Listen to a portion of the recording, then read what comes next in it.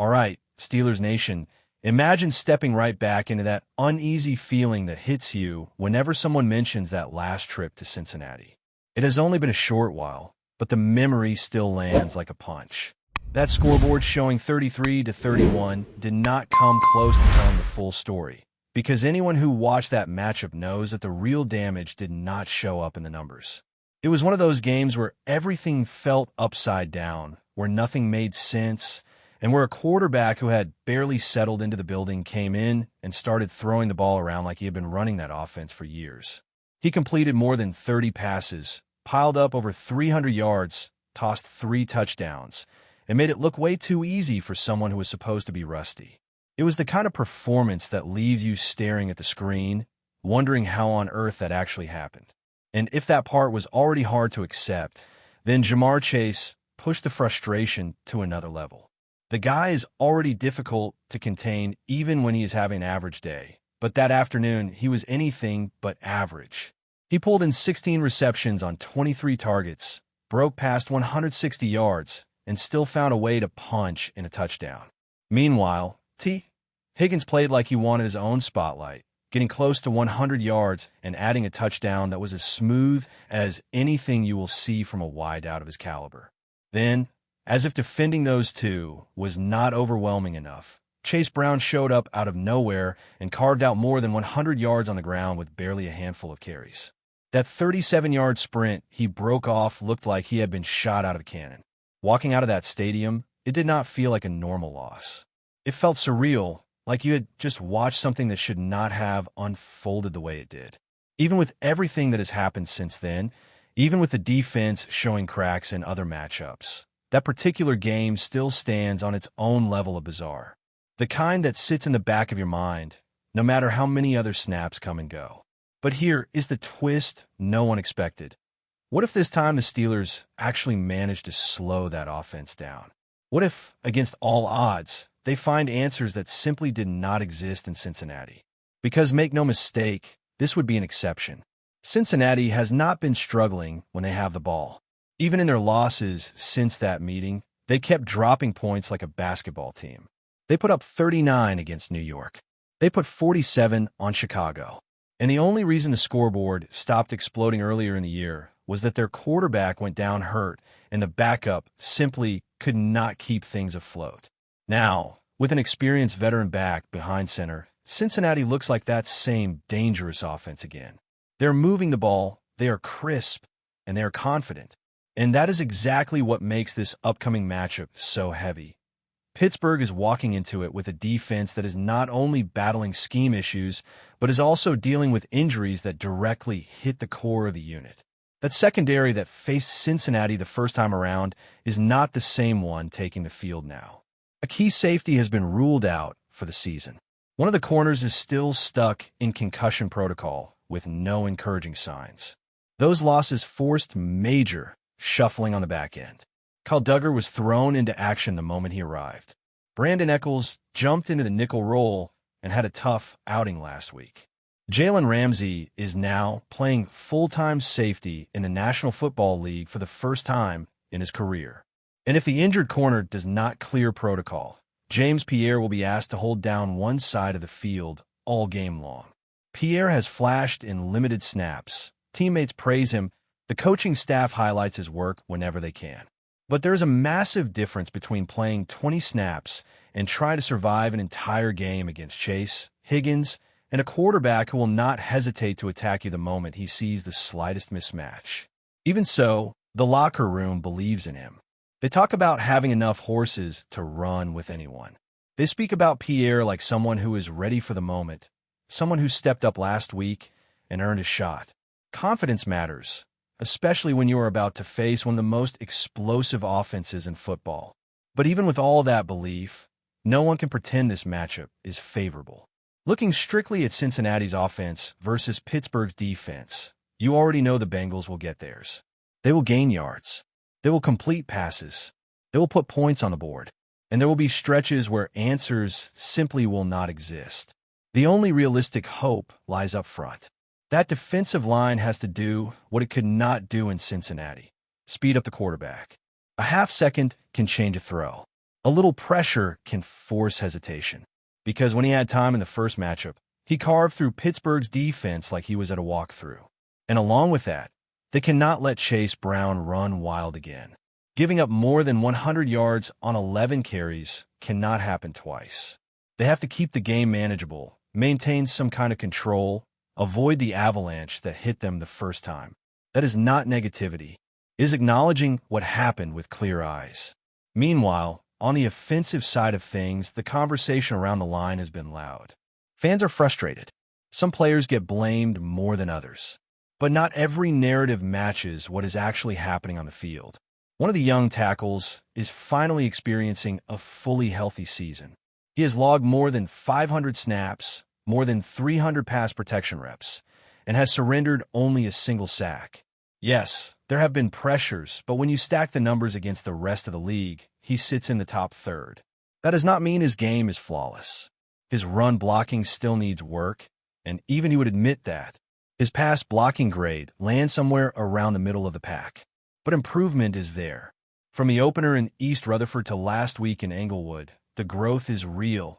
Not linear, not dramatic, but real. The line as a whole has actually taken a step forward. The one exception is a tackle who is going through a rough patch, trying to find that consistency he showed as a rookie. If he can bounce back, the outlook of the entire line changes. And the easiest way to help both tackles at once is to run the ball. Lean into the ground game. Feed it rhythm. Let the offense breathe.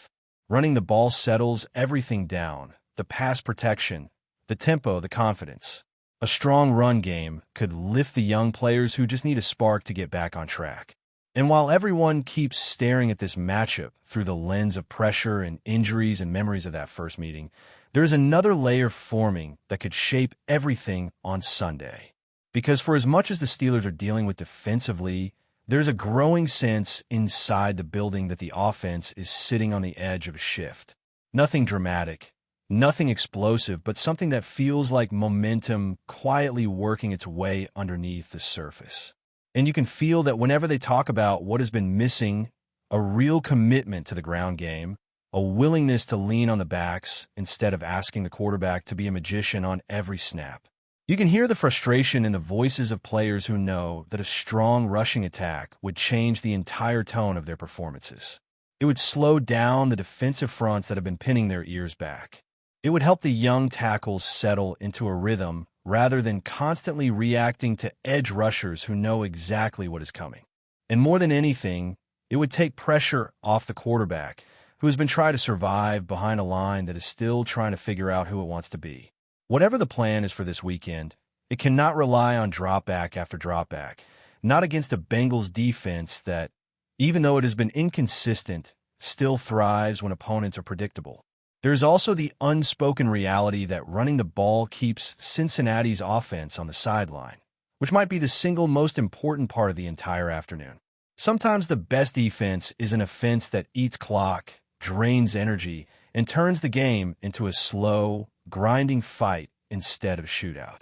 Because if this turns into another track meet, another exchange of quick scores, Pittsburgh will once again be staring at a scoreboard that feels impossible to chase. They have to shift the tempo. They have to dictate something instead of reacting to everything. And speaking of reacting, the coaching staff knows they cannot sit back in soft coverages the way they did in the first matchup. That approach left them vulnerable to quick slants, easy timing throws, and those death-by-a-thousand paper cuts drives that Cincinnati loves to build. They cannot allow the quarterback to stand back there and treat the field like a 7-on-7 drill. Pressuring the ball early, contesting windows, and disguising looks before the snap will matter, even if the secondary is patched together with new pieces and players shifting into unfamiliar roles. Sometimes chaos on defense can help you more than structure, especially when the structure is still being rebuilt. But the real wild card is emotional. Because no matter how many numbers you dig through or plays you rewatch, the truth is simple. This team remembers that feeling from Cincinnati, and football players do not forget embarrassment. They do not forget 20-minute stretches where everything went wrong. They do not forget walking off the field with that heavy silence that hangs over a locker room after you give up more than 30 points to an offense that barely had to work for them. that kind of sting becomes fuel. It becomes motivation in film sessions and walkthroughs, during those winter practices when the wind cuts through your pads and the coaches are barking for one more rep. There's a sense this week that Pittsburgh is not treating this like any regular game. The tone is sharper. The players are a little quieter, but more focused. And even though no one is pretending this matchup favors them, that awareness can sometimes make a team dangerous. Teams backed into corners stop worrying about looking pretty. They just dig in and fight. And that is when weird things happen in football. A tipped pass turns into an interception. A sack turns into a strip. A running back who has not broken a long one in weeks suddenly finds a lane and bursts through it. Underdogs live on moments like those. But the Bengals are not walking into this calmly either. They know that Pittsburgh's defense, even banged up, still has players who can wreck a game. They know the crowd will be loud, that the energy will be different, that every negative play they commit will fuel momentum the other way. The game script from the first matchup is not something they expect to repeat easily. And sometimes, when a team expects a shootout but runs into resistance early, frustration starts to creep in. That is where Pittsburgh has to strike, not by shutting everything down, because that is unrealistic, but by creating just enough doubt to make Cincinnati hesitate. If the Steelers can force that doubt, suddenly everything changes. Suddenly the pass rush has more time. Suddenly the linebackers can gamble a little more. Suddenly the secondary can survive a few extra seconds. And suddenly that heavy feeling from the last game starts to fade. That is how football works sometimes. Not through perfection, but through disruption. All it takes is one stretch of plays where the opponent cannot find its footing. What nobody wants to say out loud, but everyone understands, is that this game could end up shaping the rest of Pittsburgh's season. A statement win changes the narrative. A tough loss reinforces the issues that have been building. But a competitive fight, even in defeat, could show that the team is closing the gap. And right now, closing the gap might be just as important as anything else. Because as much as people talk about Cincinnati's firepower, this is still a rivalry game. This is still one of those matchups where unpredictability hovers in the air, no matter what the standings or injuries say. Players who have struggled can find new life. Rookies can make plays that become defining moments. Veterans can step up in ways that do not show up on highlight reels, but completely shift the tone of the game. And in a season where Pittsburgh has been stuck searching for identity, these are the kinds of environments where identity can finally start to form. But before we dive in, don't forget to subscribe to Steelers Nation Central and hit the like button on this video. Your support helps us keep bringing you the latest updates on the Pittsburgh Steelers.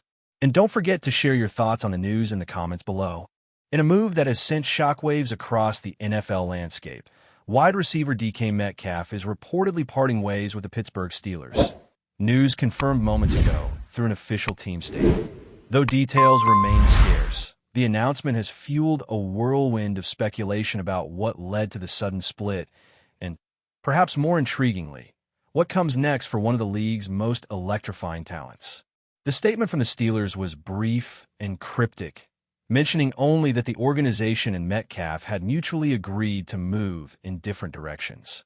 Within minutes of the release, social media lit up with reactions ranging from disbelief to wild theories about locker room tension, contract disputes, or even potential trade negotiations that may have been brewing quietly behind the scenes.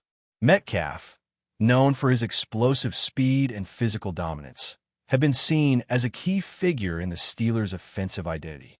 Yet insiders suggest that something has been off in recent weeks. A change in tone during press interactions, subtle signs of frustration on the sidelines, and, according to some sources close to the team, growing creative differences with the coaching staff. What adds more intrigue to the situation is that Metcalf's departure doesn't appear to have been planned well in advance. Several teammates were reportedly caught off guard, learning about the decision through the same public channels as fans. One veteran player, speaking anonymously, hinted that things had been building for a while, though stopped short of offering specifics. Already, rumors are flying about possible destinations for the star receiver. Could a reunion with a former coach be on the horizon? Might he join a contender seeking that one missing offensive weapon? Or is this simply a momentary pause before a blockbuster trade is finalized? No one seems to know for sure, but the air around the league feels charged, as if something big is about to unfold. For now, the only certainty is that DK Metcalf's time in Pittsburgh has come to an abrupt end. Whether this marks the beginning of a new chapter or the fallout from deeper internal rifts remains to be seen, but one thing's for sure. Everyone in the football world is watching and waiting for the next move. That's it for this update. If you enjoyed the video and want to keep receiving exclusive news about the Pittsburgh Steelers, make sure to subscribe to Steelers Nation Central and give this video a like. We always look forward to hearing your comments and opinions. See you in the next video.